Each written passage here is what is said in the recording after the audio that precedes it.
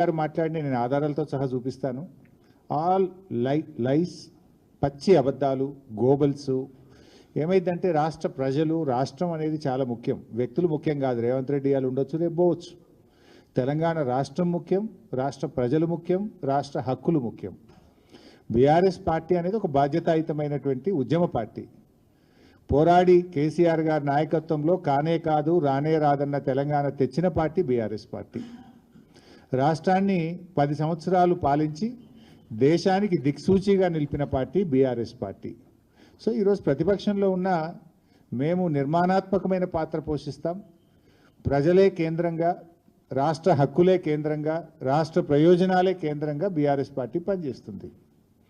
దురదృష్టం ఏంటంటే బాధ్యతాయుతమైన పదవిలో ఉన్న రేవంత్ రెడ్డి ప్రజలు, రాష్ట్రము, రాష్ట్ర హక్కులు కేంద్రంగా కాకుండా రాజకీయాలు కేంద్రంగా బురద జల్లడమే లక్ష్యంగా ఆయన మాట్లాడుతూ ఉన్నారు.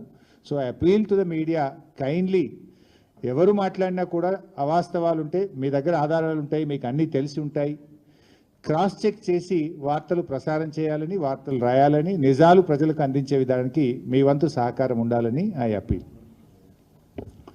సరే, let's come to the subject. ముఖ్యంగా నిన్న కాంగ్రెస్ పార్టీ, ఇప్పుడు అది కూడా ఒకటి ఆలోచించాల్సిన అవసరం ఉంది. మీరు పెట్టింది ప్రగతి భవన్లో ప్రజెంటేషన్, ఇచ్చింది అధికారిక హోదాలో. ఓన్లీ కాంగ్రెస్ ఎమ్మెల్యేనే పిలుచుకుంటారా? దాన్ని అందరిని పిలవాలి కదా. If it is the official presentation, why not to all? Gandhi భవన్లో పెట్టుకోలే కదా మీరు. అక్కడ ప్రజెంటేషన్ ఇచ్చింది ఆఫీసర్లు, ఇరిగేషన్ డిపార్ట్మెంట్ ఆఫీసర్లు, సచివాలయం నుంచి వచ్చిన అధికారులు. దాన్ని అందరినీ పిలిస్తే ఇంకా వాస్తవాలు బయటకు వస్తాయి కదా. సో నిన్నటి పవర్ పాయింట్ ప్రజెంటేషను అది హైదరాబాద్లో ఇచ్చినట్లేదు, అమరావతిలో ఇచ్చినట్టు ఉంది.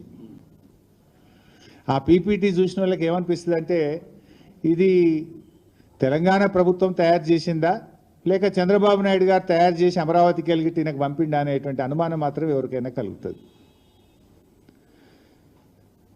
ఇలా బనకచెర్లను ఆపాలనే చిత్తశుద్ధి మీకుంటే మీరు చూపాల్సింది ఏంటిది? ఆంధ్రప్రదేశ్ ప్రభుత్వం, చంద్రబాబు నాయుడు గారు కేంద్రానికి రాసిన లేఖలు, జలవనరుల శాఖకు రాసిన లేఖలు, బనకచెర్లను ఆయన ఏ రకంగా ముందుకు తీసుకుపోతున్నాడో చూపించాలి. అది చూపించిందా మీరు? దాని గురించి ఎక్కడా ప్రస్తావన లేదు. చంద్రబాబు గారు బనకచెర్ల మీద కేంద్రానికి రాసిన లేఖలు కానీ, ఆయన మాట్లాడిన మాటలు కానీ నీ పవర్ పాయింట్ ప్రజెంటేషన్లో ఎక్కడ నువ్వు చూపలేదు, దానికి స్థానం దొరకలేదు. ఇప్పుడు కాళేశ్వరం ప్రాజెక్టును అడ్డుకున్నాడు చంద్రబాబు నాయుడు, పాలమూరు ఎత్తిపోతల పథకాన్ని, దిండి ఎత్తిపోతల పథకాన్ని, తుమ్మిళ్ళ లిఫ్టును, భక్తరామదాస్ లిఫ్టును, ఎన్నో తెలంగాణ ప్రాజెక్టులను నేను అడ్డుకున్నాడు. దానికి ఎందుకు నీ పీపీటీలో చూపించలేదు? ఆంధ్రప్రదేశ్ ప్రభుత్వము మన తెలంగాణ ప్రయోజనాల్ని ఎలా దెబ్బగొట్టిందో ఒక్క ముక్కనన్నా చూపించినావని నేను. అంటే బనకచెర్ల గట్టే బాబేమో రేవంత్ రెడ్డికి బంగారమో లెక్క కనబడుతుండ్రు. బనకచెర్లను ఆపాలని పోరాటం చేస్తున్న బీఆర్ఎస్ పార్టీ ఏమో ఈయనకు సచినపాము లెక్క కనబడుతుంది. మరి సచినపామే అయితే ఎందుకు కళలు కూడా బీఆర్ఎస్ పార్టీని కలవరిస్తున్నావు? అసలు నువ్వు ఉపన్యాసం ఇస్తే కేసీఆర్ పేరెత్తకుండా, బీఆర్ఎస్ గురించి మాట్లాడకుండా ఏనాడన్నా ఒక ఉపన్యాసం మాట్లాడతావా నువ్వు? అసలు నీకు నిద్రలో లేపితే కూడా బీఆర్ఎస్ యాదికి వస్తుంది, గులాబీ జెండానే కనబడుతుంది నీకు. ఇప్పుడు నీ పార్టీ, కాంగ్రెస్ పార్టీ కేంద్రంలో 11.5 సంవత్సరాల నుంచి ఇలా అధికారంలో దూరంగా ఉంది. అనేక రాష్ట్రాల్లో కాంగ్రెస్ పార్టీ అధికారం కోల్పోయింది. ఈ దేశంలో అనేక శాసనసభల్లో కాంగ్రెస్ పార్టీ ఒక్క ఎమ్మెల్యే సీటు కూడా గెలవలేదు. మరి ఇలా కొన్ని రాష్ట్రాల్లో కాంగ్రెస్ పార్టీ ఒక్క ఎంపీ సీటు కూడా గెలవలేదు. అంత మాత్రాన నీ కాంగ్రెస్ పార్టీ చచ్చిన పామైందా? నేను అడుగుతా ఉన్నా. నువ్వు పిసిసి అధ్యక్షుడిగా ఉన్నప్పుడు ఈ రాష్ట్రంలో ఉప ఎన్నికలు జరిగితే నీ అధ్యక్షతన జరిగిన ఎన్నికల్లో కాంగ్రెస్ పార్టీ డిపాజిట్ గల్లంతైంది. అప్పుడు కాంగ్రెస్ పార్టీ చచ్చిన పామైందా? ఈ చచ్చిన పాము లాంటి చౌకబారు ముచ్చట్లు మాకు చెప్పకు, నీ రాహుల్ గాంధీకి చెప్పుకునేది ఉంటే. ఈ అతి తెలివితేటలు అవసరం లేదు మిస్టర్ రేవంత్ రెడ్డి గారు. నువ్వు మొన్న ముఖ్యమంత్రి అయిన తర్వాత నీ సొంత జిల్లాలో కూడా బీఆర్ఎస్ పార్టీ ఎమ్మెల్సీ గెలిచింది, గెలవలేదా మొన్న?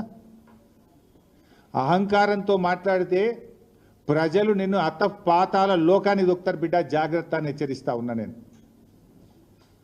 నీకు బేసిన్ల గురించి మినిమం అవగాహన లేదు. దేవాదులు ఏ బేసిన్లో ఉందంటావు, బంకచర్ల యాడు ఉందంటావు. బాసన్ల గురించి తెలిసినంత ఈజీ కాదు బేసిన్ల గురించి తెలుసుకోవడం. కనీస అవగాహన లేకుండా మాట్లాడి ఈ రాష్ట్రం పరువు తీస్తా ఉన్నావు నువ్వు. ఇవాళ ఏదో సామెత ఉంటే చూడు, భయం లేని కోడట బజార్లో గుడ్డు పెట్టిందట. నీ తీరు కూడా గట్లే ఉంది. ఈయనట కేసీఆర్ను ప్రశ్నిస్తారట. బంకచర్ల మీద ఈ బొంకుడు రాజకీయ